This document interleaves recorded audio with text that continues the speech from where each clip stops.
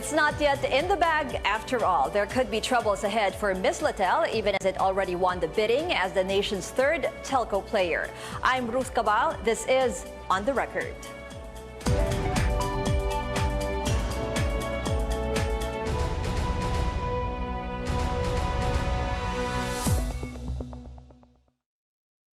Regulators have named the country's third telecommunications company. But senators reviewing the deal want to make sure the winning consortium has a valid franchise to operate. At stake is the franchise of Mindanao Islamic Telephone Company, or Mislatel. Mislatel is part of the consortium. It obtained a congressional franchise in 1998, but the company never operated. The consortium is required to have a valid franchise to qualify as third telco. But Senate Minority Leader Franklin Drilon has repeatedly pointed out Mislatel's franchise is deemed revoked since the company violated its terms. First, Mislatel failed to operate within a year after getting its franchise in 1998. And second, it did not get congressional approval when its owner transferred the franchise to the consortium. Drilon says Mislatel's franchise should be able to withstand legal challenge. We are raising these issues because we are concerned that a competitor of Mislatel will certainly raise these issues in court, and we do not want that to happen. Mislatel has always said it has a valid franchise, and that franchise can only be revoked through a court petition questioning its authority to operate, or if Congress revokes the franchise. Both did not happen. The Office of the Solicitor General shares the position. The proper remedy, Your Honor, would be through a co-warranto proceedings. We believe is the appropriate remedy, considering that there are actually factual issues that ought to be threshed out. For Senator Mig Zubiri, the Senate should be able to find ways to improve communication and internet problems facing consumers. We could correct these deficiencies by allowing the Senate to grant them the ownership transfer, and then they can move on and do their work and give the people the internet service and the cell phone service that we truly need. We want to help, but certainly these legal issues must be resolved to provide stability. If we do not examine all of this and provide a solution, masasabit ito pagdating ng panahon, and we're back to square one. To clear the air, Senate Public Services Committee Chairperson Grace Poe says she is looking into the possibility of the Senate curing the defects of and questions on the legality of Mislatel's franchise. Pinipresenta ko, kung ito papayagan ng Senado dahil sa tingin natin emergency na kailangan natin ng serbisyong ganyan, bigay natin. Makaka-operate sila, pero pag kwenisyon ng korte, biglang matitigil sila. Poe reminds the consortium of the big risk. If the court nullifies the franchise, Mislatel will no longer recover the more than 25 billion peso performance bond it paid the government. The Senate panel will also decide on the resolution, allowing the transfer of Mislatel's ownership and franchise to the consortium led by Davao City-based businessman Dennis Uy. Joyce Ila, CNN Philippines. Joining us in this episode, we have Adel Tamano, Mislatel spokesperson, Information and Communications Technology Acting Secretary Eliseo Reo, and Pierre Tito Galia, co-founder of democracy.net.ph, a social media advocacy group. Good evening, gentlemen. Good evening, Ruth. First question muna for Secretary Reo. Bakit po hindi nakita yung possible questions daw doon sa franchise ng Mislatel during the selection process? Yes, actually we cleared that yesterday during the Senate hearing. First of all, the only qualified with complete document was Mislatel, no? So they were awarded the provisional new player. Then it took NTC 1 month to really go over all the documents, no, line by line. And one of those documents is their franchise. No? And of course, we saw the ipso facto revocations there, and that they were not able to comply with. What we did was to write a letter to the Congress. Here is asking Congress if this franchise is still valid. No?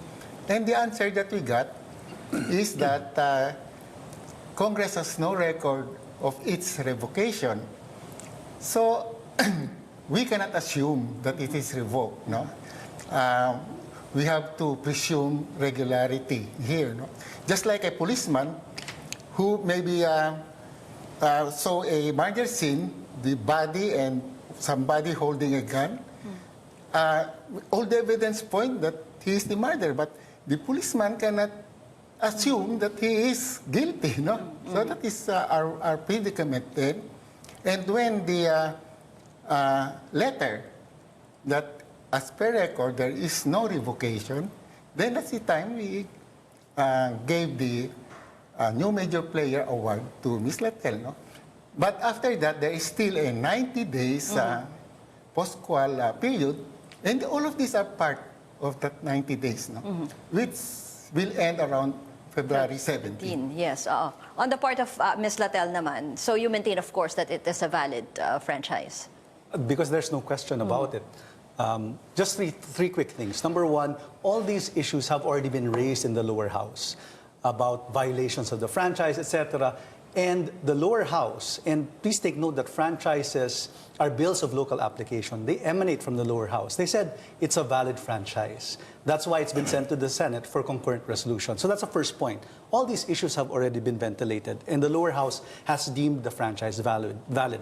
Number two, there has been no quo warranto proceeding that's been filed. That's a fact. Nothing to argue about that. And number three, there has been no joint resolution revoking the franchise. Also a fact. So, you know, many legal opinions have been given, but these factual things, they cannot be contested. Pero yung sinasabi ng in terms of yung operations, hindi talaga nakapag-operate, and then yung transfer of ownership. Sorry to jump in. Again, that's a misunderstanding of the facts. First, there was an admission during the Senate hearing by Nick Escalante, the president of Mislatel, that they did not operate a year after. What they didn't know was that this issue had already been ventilated in the NTC, because when they applied for a provisional authority to do VSAT operations, their lawyer testified that they were not able to operate because of force majeure, because of the peace and order situation in Maguindanao at that time. And the NTC, which is the administrative body that is, has the jurisdiction to rule on these things, said, okay, that is a valid reason for not being able to operate.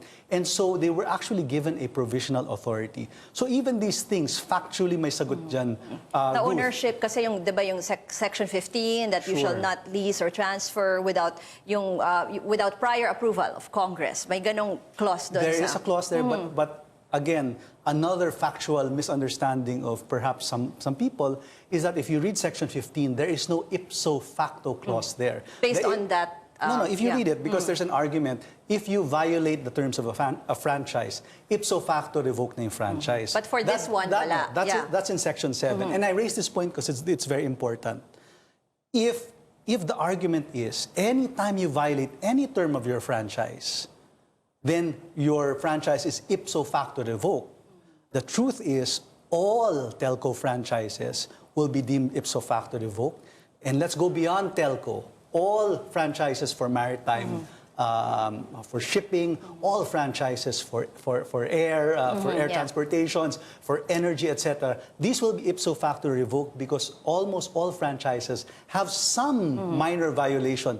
But the point is, not all violations ipso facto revokes a franchise. Like this one, like this section. Si Pierre, I want to know what you think about all this. Kasi may kahit na may konting question, syempre dapat i-address talaga yan eh. Well, of course, definitely. But as pointed out by Attorney Tamano, no, the issue of the NTC issuing the provisional authority or the certificate of public convenience and necessity, that's the only thing that the NTC can review, whether or not you have complied with the terms of your PA or of your CPCN.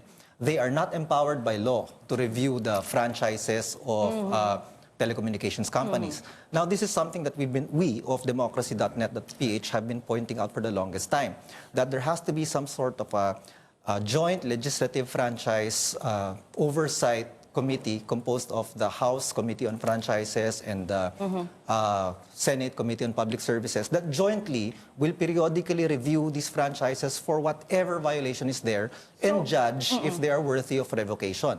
But ever since the first franchises were issued after the EDSA revolution in 1989, there hasn't been any review Of any franchise. of any franchises. Well, there may Kasi have kung been. sinusunod talaga nila yung Yes. provisions. Pero so ngayon, yung Oversight Committee on the Third Telco, Doesn't exist. The Oversight Committee, when it comes to the Third Telco process, Yeah. is different from Yung franchise. Legislative Franchise Oversight Committee. so at this point, wala talagang It kahit doesn't anong exist. nagre-review ng Doesn't whatever exist. franchise granted by Congress. Which Congress has the power and the sole authority to review. They should have that periodically. Because had we had that since 1989, Yeah. 25-year franchises might not have lasted 25 years because some of the franchises Yeah. that have existed before when they were issued never got to operation and their franchise laws just died without being renewed. Kumbaga, hindi na check kung may Yes. possible violations. Correct. Okay, we'll talk more about that. We'll continue our discussion after a quick break. This is On the Record. Stay with us.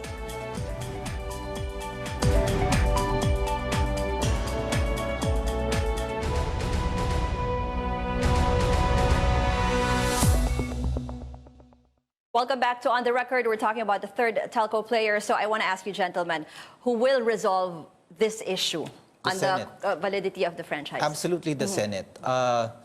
The legislature has the sole power and authority over the granting, review, and revocation of franchises, particularly for telecommunications, as Attorney Tamano mentioned, energy, air transport, maritime transport. It's only land transport where the LTFRB has been delegated the authority over franchises of buses and taxis and whatnot. So, for purposes of telecommunications franchises, for Mislatel's franchises, it will be up to the Senate to decide on or before February 7th. And if I may add, Ruth, if Congress will cure Yes. Mislatel's franchise, it will in fact cure the whole telecommunication industry, no? And therefore, change of ownership and things like that, that can now be questioned because of that provision that Congress must approve, no? Has been violated. With respect, Secretary, but that's only a temporary fix. Yes. Congress still must put in place a periodic review mechanism for franchises because Yes, otherwise yes. there will be no body, no agency of government that will be monitoring whether or not franchises Yes. are performing what they promised and They're- what's stipulated in their legislative franchises. Pero yun nga, when you say cure it, how, in the case of Mislatel, how will that happen? Will they change the provision? Just to add to what's been said already, the key is with the Senate because the lower house, which is a co-equal body to the upper house, they have already deemed the franchise valid. Therefore, for this project to move forward, the Senate will have to make a decision. Now, my, let's say just a different point of view is that you cannot impose on the Senate that you have to make a decision by a certain date because it is in the separation of powers and co-equal branch from the executive. The executive cannot put a timeline on them. But the Senate of course has an internal timeline. No, Their session day Yes. ends Yeah, on February before- 7th. before they and then take a break they'll be for on the recess elections. all the Yeah. way until May. Yes. That's right. And then your deadline is on February 17th. 17th. But Senator Escudero has already made that very clear. And really, out of respect for the separation of powers, the NTC, which is a mere agency of the executive branch, cannot tell Congress, oh, you have to finish by such and such a time. The point that I wanted to raise is really that the key to this is really the Senate approval. And again, let's be very clear, there has already been approval in the lower Yes. house on this. And all these issues... Lumabas na lang sa Senate. Sa Senate. I would just like to add to what Secretary Rio said. I think that if they do approve the franchise, it will give stability to all the players in the telco industry. And perhaps the way forward is I agree with Engineer Pierre, maybe they should start doing more oversight in the future. But I think to invalidate a franchise for minor things at this point in time will not only threaten the franchise of the telco players, but all franchises throughout the Philippines. Pero Secretary Ria, are they allowed to cure that? To cure the It is legislative within their franchise? power. Okay. Yeah, because they were the one who gave the franchise in the first place, no? Just like they can amend laws and they can put some, amnesty and things like that. They can really cure it, the franchise itself. No? Yes, it's within the plenary power of Congress to whether to amend or even to extend the franchise. So it's within their power. There's no violation of law if that's done. That is perfectly within the power of Congress. Pero another thing, Secretary Rio, na na-bring up dun sa hearing yung alleged allegations of cronyism daw dahil yung closeness of Dennis Uy, and he admitted that he's close to President Duterte and even Bongo. Maybe can I get you to answer that? Or is it self-serving? Unahin ko muna si Secretary Rio. Yung selection process kasi. Yes, we have been telling na during the bidding day itself, no, what we looked at are documents, whether the documents are there or not. If they are not there, then disqualified, no? PTNT did not have the certification for 10 years, no? Sears has it, Mislatel has it. Sears did not have the 700 million participation fund. PTNT has it, Mislatel has it. So only Mislatel, during that day, had complete documentation, and the other two were disqualified on that basis. Now, how can they say that we chose Mislatel because of their connection? Alleged closeness to the President. Yes. Oo. Pierre, kayo ba, tinignan nyo ba yun or hindi naman? You don't think that's a factor? Democracy.net, that page was actually part of the creation of the TOR ever since it was floated in December, January. So the first public consultation last February, we were already giving inputs to the highest committed level of service model, and we were in it for the longest time. For anybody to say that it was cronyism or preferential treatment, sabi ni Senator Trillanes. Our point of view would be which of the over 200 participants and several thousand of their affiliates would have been brought together to create this preferential treatment ordered by, when in fact some of those who were involved in the crafting of the TOR are actually against the administration. So we as an organization do not see preferential treatment at all. Yeah, just two quick things on this. The NTC, DICT, and Pierre's group, actually, they were very good in how they made the selection process because it was totally transparent. Even if we wanted to cheat or to pay someone off, you couldn't because they just look at the bid. It's purely numerical, no discretion. And fortunately, we were the ones who won the bid. That's the first point. Secondly, all these things about cronyism, there's no evidence. It's all innuendo, all allegation. So I think we have to just look at the facts that we won this selection process fair and square, and we already want to start rolling this out. Hopefully, the Senate will see the wisdom in the lower house's decision approving our franchise, and we can start rolling this out. Yung capability, yung technical know-how of the consortium na medyo parang sinasabi hindi naman talaga related sa telco, yung the consortium itself, yung mga partners. I think that's really misplaced because if you're going to look for a telco company in the Philippines that has the experience and the technical know-how to rival Globe and Smart, you're not going to find that. That's why it was, I think that, and I will defer, of course, to Engineer Pierre and to Secretary Rio here as to the rationale, but my thinking was the reason they opened it up to foreign partners is because we need, if we want world-class service, we need global players coming in.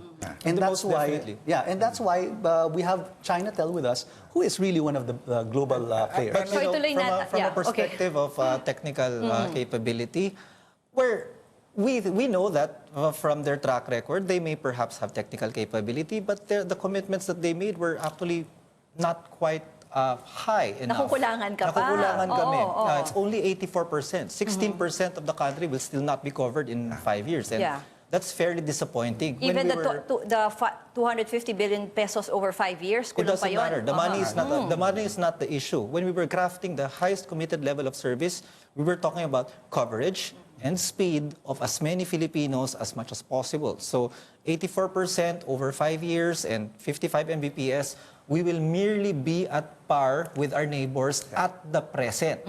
So maiiwanan na tayo in 5 years. Maiiwan pa rin tayo. Okay, Can I yeah, just- we'll go back to you guys emphasize after, that, sir. just Oh. Ruth, Okay. Globe and Smart are the dominant players now because they have 40% foreign partners, no? Okay. So, kung baga sa basketball, they have already mga imports. The one that will compete with them must have also the same partners with foreign company. Yeah, other countries. Okay, sir. Tuloy natin yung ating discussion. We'll take just a short break. On the record, we'll be right back.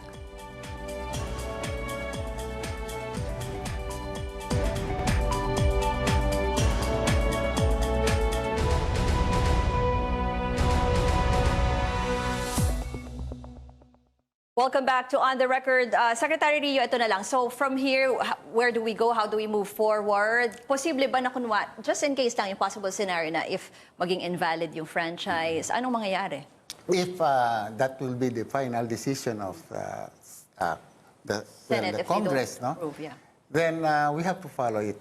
So that means that we have to get again applicants to be the major player. No? But this time it will be shorter because what took so long last year was the 8 months where we have to craft the terms of reference. Now, the terms of reference is there. Maybe it may need some adjustment, but it will not take 8 months. But definitely, the bid can only happen as close as possible to June 30 because it will be a new Congress that will have Yes, to yes. approve the franchise Oo. or the transfer of sale and ownership of whoever it is who's going to So win. tatagal na naman. Yung promise of cheaper, faster telco service sa Yes, mga Pilipino, these sir. are, of course, now, only Congress can really resolve this. No? Pero mismo si Senator Drilon was saying that just baka mamaya questionin sa korte, we need stability with this. If the this Congress kind of approves this, it's very simple. We can face any court, we can face any complainant and say it was approved by both houses, so the franchise is valid. And Secretary, And yes, if Congress approves it, then we will now give the frequencies and the CPCN for Mislatel to be able to operate, no? And of course, one of that is that they have to post the performance bond of 25.7 billion. so hindi pa nilalabas yung pera. Kailan po Hindi mangyayari pa. to? They have to issue the CPCN first. So that's after the post-qualification Yes, legal yes. requirements. 2 weeks after February 17.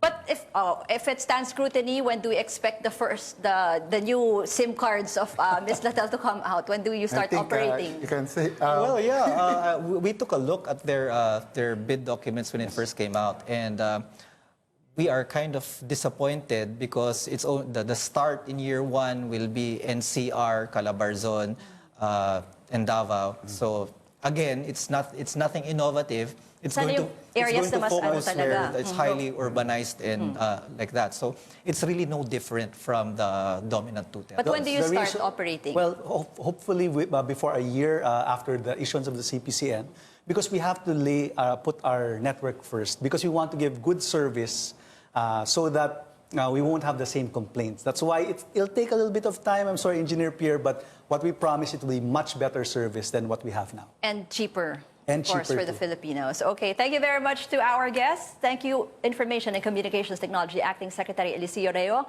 and Mislatel spokesperson Adel Tamano, and DemocracyNet.ph co-founder Pierre Tito Gallia. And that's On the Record this week. Thanks for watching. I'm Ruth Cabal.